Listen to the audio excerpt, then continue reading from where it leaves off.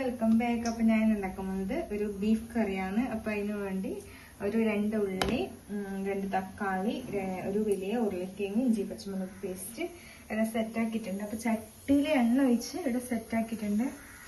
ഇത് ബീഫ് അവിടെ വേകാൻ വെച്ചിട്ടുണ്ട്.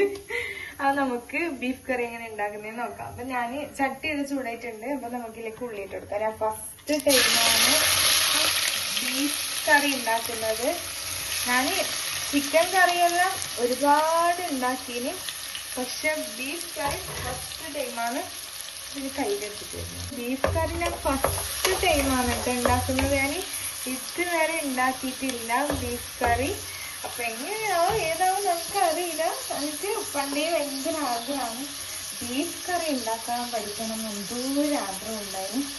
അപ്പൊ ഞാനിന്ന് ഉമ്മ പറയുമ്പോ ഞാൻ ഉണ്ടാക്കാന്ന് പറഞ്ഞ് ഉമ്മ പറഞ്ഞ ആയമ്മ ഉണ്ടാക്കിയെന്ന് പറഞ്ഞു. അപ്പൊ ഞാനിതാ ഇത് ഉള്ളി നല്ലതായി നമുക്ക് വാട്ടിയിട്ട് എടുക്കാം. വാടി വന്നതിന് ശേഷം നമുക്ക് വാടി വന്നതിന് ശേഷം നമുക്ക് ആദ്യം ഇഞ്ചിയും പച്ചമുളക് വെളുത്തുള്ളി പേസ്റ്റ് അത് ഇടാം. എന്ന് വെച്ചാൽ അതിന്റെ ഒരു പച്ച മണം നല്ലവണ്ണം മാറണം. അപ്പോൾ തക്കാളി ഇട്ടെങ്കിൽ ആ ഒരു മണം ഇങ്ങനെ മാറി കിട്ടൂല. അപ്പോൾ നമുക്കിത് വാടി വരട്ടെ. ഈ കുറച്ച് കൂട്ടാനൊക്കെ വെച്ചിട്ടുണ്ടായി. ഈ കുറച്ച് കൂട്ടാൻ അതാണ്. നമ്മളെ ഉള്ളി ഇതിങ്ങനെ വാടി വരുന്നുണ്ട്. അപ്പൊ നമുക്ക് ഇതിലേക്ക് പേസ്റ്റ് ഇട്ട് കൊടുക്കാം. പേസ്റ്റ് ഇട്ടിട്ട് നല്ല വായിലൊന്ന് വഴറ്റിയെടുക്കണം. ആ ഒരു പച്ച മണം പോകുന്നത് വരെ വഴറ്റിയെടുക്കണം. എന്നിട്ടേക്ക് നമ്മൾ തക്കാളി ഇടാൻ പാടില്ലൂ.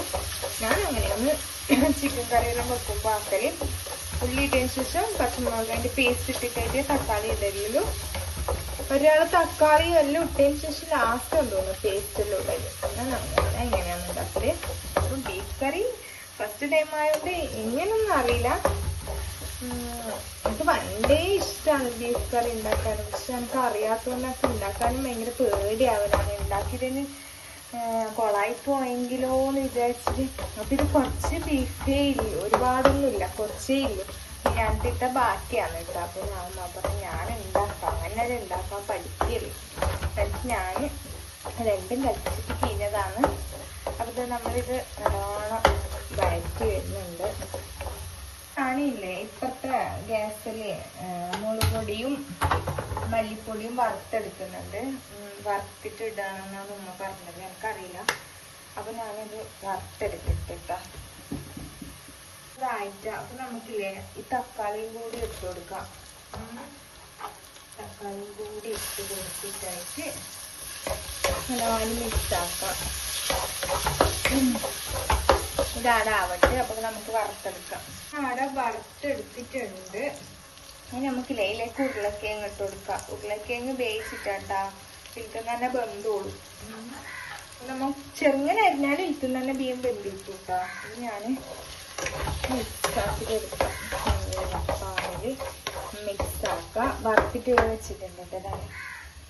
വറുത്തത് വെച്ചിട്ടുണ്ട്. ഉമ്മ പറഞ്ഞ് കുറച്ച് മുളക് പൊടി ഇട്ടാൽ മതി, ഓവർ മുളക് പൊടി വേണ്ടാന്ന് പറഞ്ഞ്.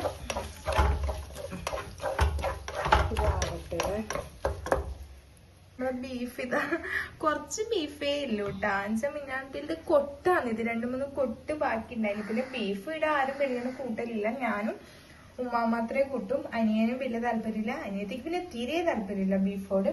ചിക്കൻ എങ്കിലും അവൾ അത്രയും കൂട്ടും. ബീഫ് കൂട്ടല് കുറവാണ്. അപ്പൊ ഞാൻ മസാലപ്പൊടിയെല്ലാം ഇത് എടുത്ത് വെച്ചിട്ടുണ്ട്. അപ്പം ഇതാവട്ടെ. നല്ലോണം ബാടണം.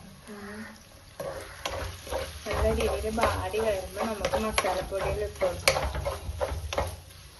നമ്മൾ ഇതെല്ലാം നല്ലോണം ബാടി വന്നിട്ടുണ്ട്. അപ്പൊ നമുക്ക് മസാലപ്പൊടിയിൽ ഇട്ട് കൊടുക്കാം.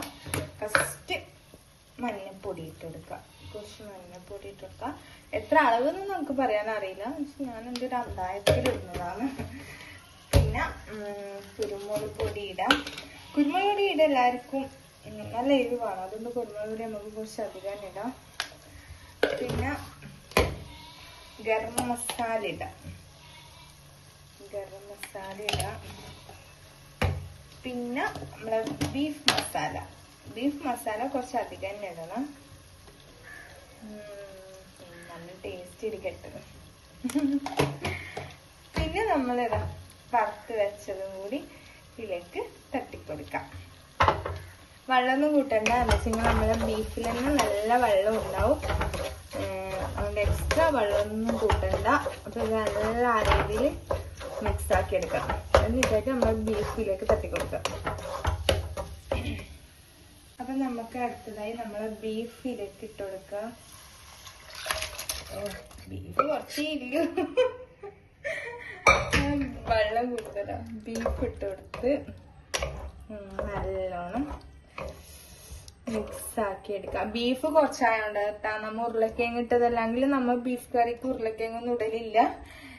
പിന്നെ ബീഫ് കുറച്ചേലില്ലു. അപ്പൊ ഉരുളക്കിഴങ്ങ് ഇട്ടതുമല്ല. ബീഫ് കൂട്ടാത്താക്ക് ഉരുളക്കിഴങ്ങിന്റെ കഷ്ണം ഇട്ട് കൊടുക്കാല. എങ്ങനെയുണ്ട്? അപ്പം ഇതാവട്ടെ. തീ കൂട്ടിയിട്ട് നമുക്ക് ഇവിടെ അടച്ചു വെക്കാം. ഉപ്പ് എല്ലാം കറക്റ്റ് ഉണ്ടോ നോക്കണം. ഇല്ലെങ്കിൽ എല്ലാം ഇട്ട് കൊടുക്കണം.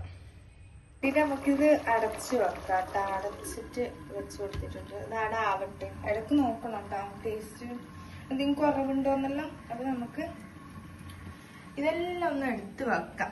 അപ്പം എടുത്ത് വെച്ചാൽ പിന്നെ എത്ര ഇതുണ്ടെങ്കിൽ ഇതെല്ലാം കൈകി വെക്കാം. ഇതെല്ലാം എടുത്ത് വെക്കാം. നമ്മളെ ബീഫ് കറി ഇതിങ്ങനെ ആയിക്കൊണ്ട് വരുന്നുണ്ട്. കളറാ വരുന്നുണ്ട്. അപ്പൊ ഞാൻ ഉമ്മാനെ വിളിച്ച് എങ്ങനെ ഉണ്ട് നോക്കാനുണ്ടെങ്കിൽ കുറവുണ്ടോന്ന് അറിയില്ലല്ലോ. ഞാൻ ഫസ്റ്റ് ടൈം വെക്കുന്നതല്ലേ. അതൊന്നും എനിക്ക് അറിയില്ല എന്താ കൂടുതൽ കുറവൊന്നും.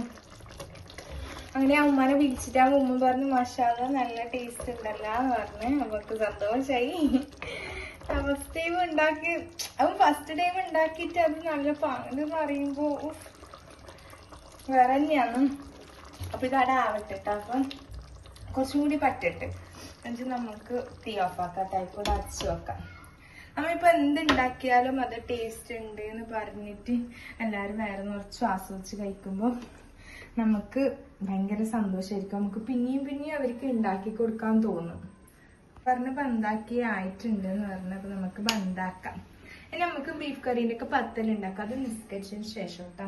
അങ്ങനെ ഉമ്മ ബീഫ് കറി പത്തലെല്ലാം തിന്ന് കഴിഞ്ഞപ്പോ നമുക്ക് വീഡിയോ എടുക്കേണ്ട ഓർമ്മ. നമ്മ കറി എങ്ങനെയുണ്ട്? അതെല്ലാം അടിപൊളിയുണ്ട്. പരമ്പുന്നുണ്ട്.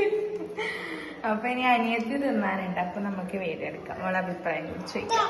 ഹലോ, അപ്പം ഇത് പിറ്റേന്നുള്ള വീഡിയോ ആണ്. ബീഫ് കറി ഉണ്ടാക്കിയിട്ട് പിന്നെ നമ്മൾ തിന്നിട്ടില്ല, ഉറങ്ങിപ്പോയി. ഇത് വൈകുന്നേരം ഞാൻ ഉണ്ടാക്കിയൊരു അപ്പാണ്. ഇത് എളുപ്പത്തിൽ ഉണ്ടാക്കാൻ പറ്റും. ഇതെന്ത് സംഭവം എന്ന് വെച്ചിട്ടുണ്ടെങ്കിൽ മുട്ടയും മൈദയാണ്. മുട്ടയും മൈദയും പഞ്ചസാരയും ഇട്ടിട്ടാക്കുന്നതാണ്.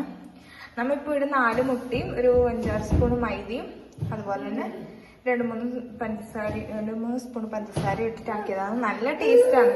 വൈകുന്നേരം കുഞ്ഞോളം വരുമ്പോ കുഞ്ഞോക്കെല്ലാം ഉണ്ടാക്കി കൊടുക്കുക. നമുക്ക് വിചാരിക്കുമ്പോ ഉണ്ടാക്കി തിന്നാൻ പറ്റിയൊരു സംഭവമാണ്. നല്ല ടേസ്റ്റാണ്. അപ്പൊ നമുക്ക് ഇതും കൂട്ടിട്ട് ചായ കുടിക്കാം. ചായക്കെല്ലാം തിന്നാൻ പറ്റിയൊരു സംഭവമാണ് കേട്ടോ. നമുക്ക് ചായ കുടിക്കാം. കത്രിക വെച്ചിട്ട് ഇതായിരുന്നു മുറിക്കുന്നുണ്ട്. ഞാൻ കുഞ്ഞിനെ എടുത്തിട്ട് തായിരിക്കാണ്. ചായയും ഇതിവിടെ അവിടെ റെഡി ആയിട്ടുണ്ട്. അപ്പൊ നമുക്ക് ചായയും കുടിക്കാം. ചായയെല്ലാം കുടിച്ചത് ഇവിടെ ഇങ്ങനെ ഇരിക്കുകയാണ്. ചായ കുടിയെല്ലാം കഴിഞ്ഞ് ഓൻ പോയി. അനിയൻ വന്നിട്ട് ചായ കുടിച്ച് ഓൻ പോയി. ഓൻ അതിനെ ഇട്ടിട്ട് പോയി യൂണിഫോമിന്റെ പാൻറ്. അല്ലാന്ന് കഥ. അപ്പം നമ്മളവിടെ ഞാന്ന് നട്ട ചെടിയാന്ന് കേട്ടോ. അതെല്ലാം സപ്പോർട്ടയും കഴിഞ്ഞതിൻ്റെതും ദിവസം ഉമ്മ വെള്ളടിക്കും. അത് അടുത്ത സൈഡത്തെ കല്ലെല്ലാണ് എടുത്ത് ഇട്ടത്. അതിൽ ലെവലിൽ വെക്കാനും വേണ്ടിയിട്ടാണ് കേട്ടോ. അതെല്ലാം എടുത്തിന്. മഴയെല്ലാം വരുന്ന സമയത്ത് മറിച്ചാൽ വെള്ളം ഇങ്ങോട്ടാവും.